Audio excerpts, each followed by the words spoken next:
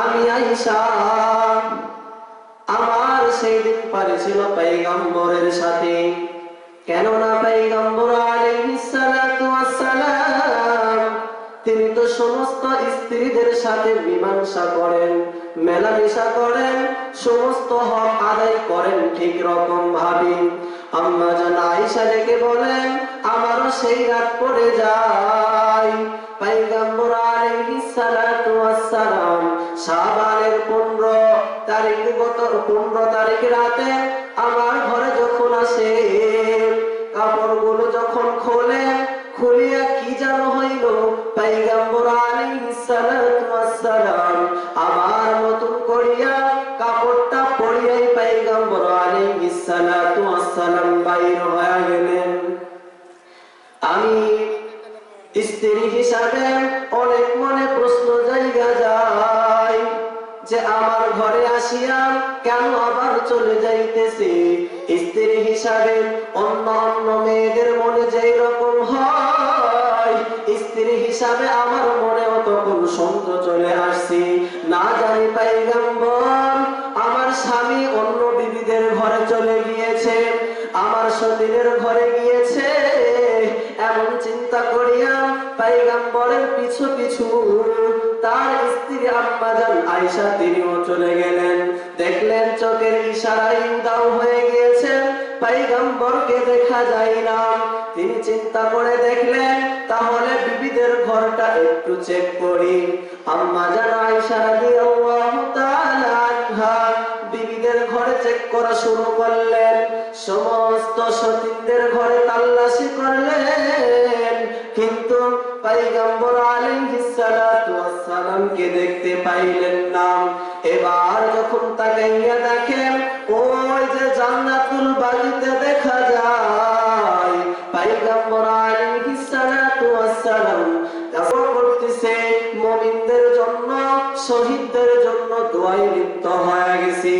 এমন ঘটনা দেখতে পাইল আম্মা জান আয়েশা রাদিয়াল্লাহু তাআলা আনহা হাঁপাইতে হাঁপাইতে হাঁটি হাঁটি পা পা করে জোরে জোরে ঘরে প্রবেশ করে ফেলল।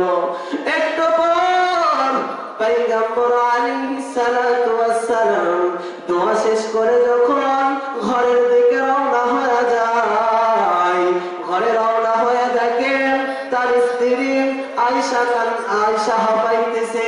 জিজ্ঞাসা করে, আয়েশা ও বিবি আমার, কেন তুমি হাঁপাইতেছো, কি হয়েছে? জিজ্ঞাসা করেন, ও স্বামী আমার, এইরকম কথা খুলে বলা শুরু করলো, আপনি যখন আমার ঘরে আসলেন কাপড়গুলো খোলার পর কাপড় পরিধান করে বাইরে চলে গেলেন, আমার মনে সন্দেহ হয়ে গিয়েছিল, না জানি আপনি অন্য স্ত্রীর ঘরে চলে গিয়েছেন। ও পয়গম্বর, ও স্বামী আমার, আমিও ওই সন্দেহ করিয়া আমিও সমস্ত স্ত্রীদের ঘর তল্লাশি করেছি, কিন্তু কারো ঘরে আপনাকে দেখি নাই। আপনাকে আমি দেখলাম জান্নাতুল বাকি, আপনি ওখানে দোয়া করতেছেন।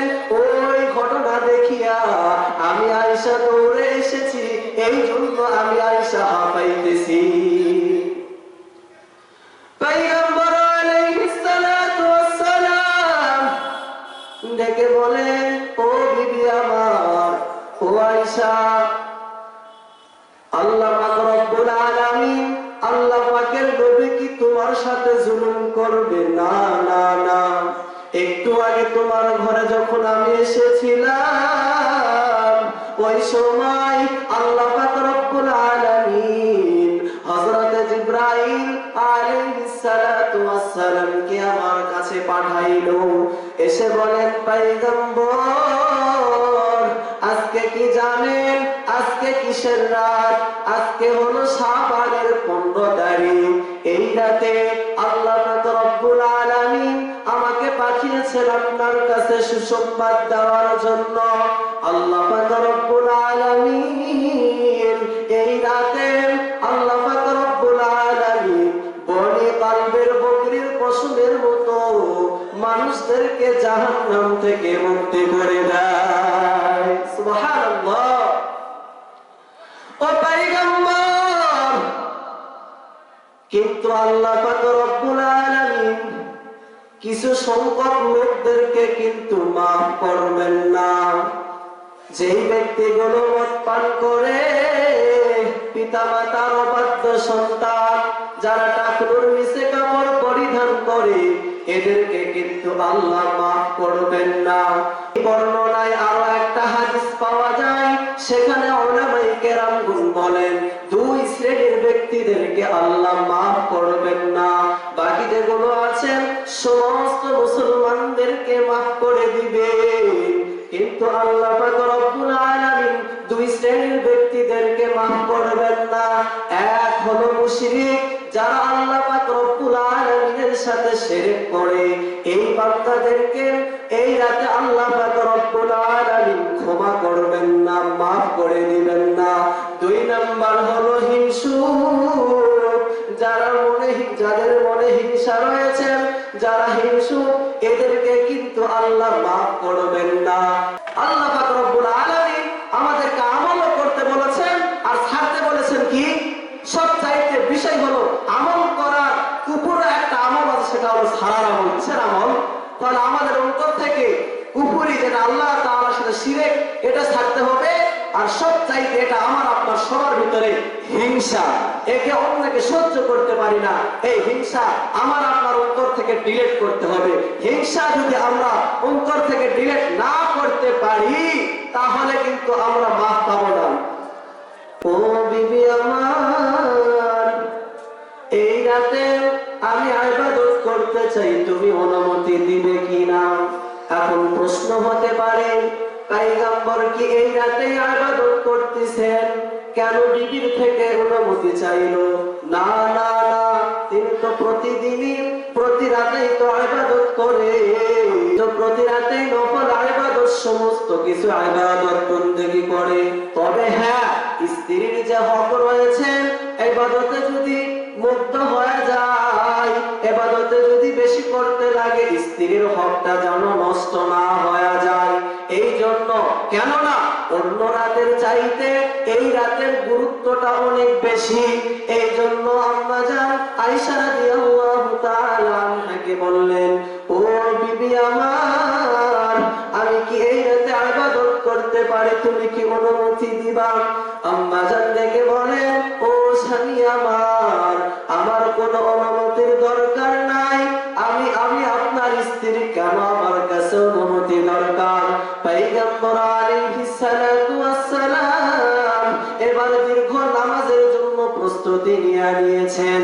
নামাজে যখন দাঁড়িয়ে গিয়েছেন, সিজদায় যখন পড়ে গিয়েছেন, আম্মা জান আয়েশা রাদিয়াল্লাহু তাআলা আনহা বলেন, আমি খেয়াল করে দেখি, আমি নজর করে দেখলাম, পয়গম্বর যে সিজদায় চলে গিয়েছে, দীর্ঘক্ষণ সময় অতিবাহিত হয়ে যায়, কিন্তু সিজদা থেকে এখনো পর্যন্ত মাথা উঠাই নাই।